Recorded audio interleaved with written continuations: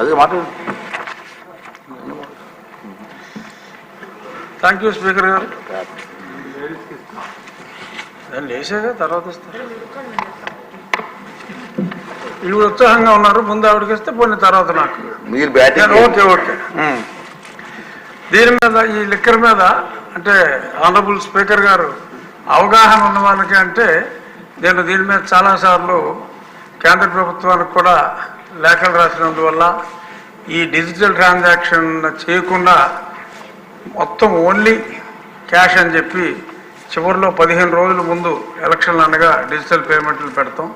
So దానికి ముందు చాలా ఒక పక్క ప్రధానమంత్రి గారు డిజిటల్ పేమెంట్, డిజిటల్ ఇండియా అని అంటూ ఉంటే పెద్దలు నారా చంద్రబాబు నాయుడు గారు కూడా డిజిటల్ ఎకానమీకి ముందు నుంచి ఆయన మాట్లాడుతూ ఉంటే ఇక్కడ 98,000 కోట్ల ట్రాన్సాక్షను కేవలం క్యాష్గా నడిపించడం అనేది చాలా పెద్ద కుంభకోణం అని చెప్పి మనం తప్పకుండా చెప్పుకోవాలి.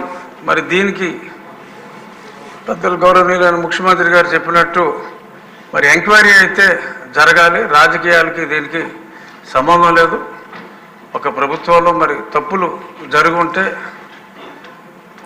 తప్పనిసరిగా దాని మీద విచారణ జరగాలి.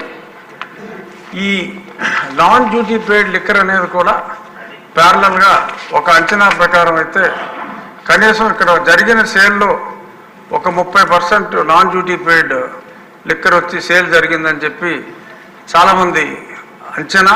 ఆ ట్రేడ్లో అంతకుముందు ఉన్నవాళ్ళు చెప్పే అంచనా ప్రకారం ఒకసారి క్యాష్ వచ్చిన తర్వాత డ్యూటీ పెయిడ్ సపరేట్గా, నాన్ డ్యూటీ పెయిడ్ సపరేట్గా విభజించి రైల్వే ట్రాన్స్పోర్ట్ ఆఫీసర్ గారు విభజించేవారని చెప్పి చెప్పుకోవటం విన్నాం. అది ఎంతవరకు నిజం అనేది కూడా మరి చూడాలి. అలాగే గతంలో కొన్ని శాంపుల్స్ని నేను కూడా పరీక్ష చేస్తే చాలా ఇంప్యూరిటీసు, ఇప్పుడు 54% కిడ్నీ డిసీజెస్, 53% లివర్లు కొట్టేసినాయి. అంటే చాలామందికి అందులో ఉన్న అంటే మినిమం 4 days స్టోరేజ్ అనేది ఉండాలి.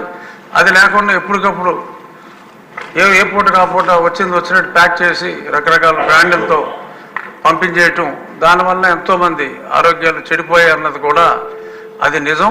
మరి ఇంతమంది ఒక డబ్బే కాదు, మరి ఇంతమంది ఆరోగ్యానికి నిజంగా ఆ లిక్కరే ఇంతమంది మృత్యువుకి కారణమైతే, ఇంతమంది మహిళల మీద దాడికి కారణమైతే దాని మీద కూడా తప్పనిసరిగా చర్యలు తీసుకోవాల్సిన అవసరం కూడా ఎంతైనా ఉంది.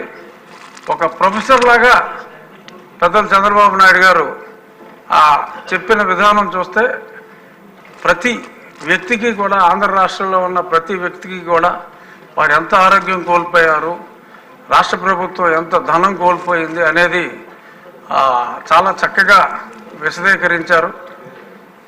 ఏమో విష్ణుకుమార్ రాజు గారు అడిగినట్టు ఈ ఎక్స్ప్లెనేషన్ తర్వాత చైతన్యం వస్తుందేమో చూద్దామని ఆశిద్దాం. ఇక ముగించే ముందు రాజకీయాలకి ఇందులో ఎట్టి పరిస్థితుల్లోనూ తావులేదు. ఎవరో కూడా రాజకీయంగా దీని గురించి చేశారని చెప్పి అనుకోరు సార్.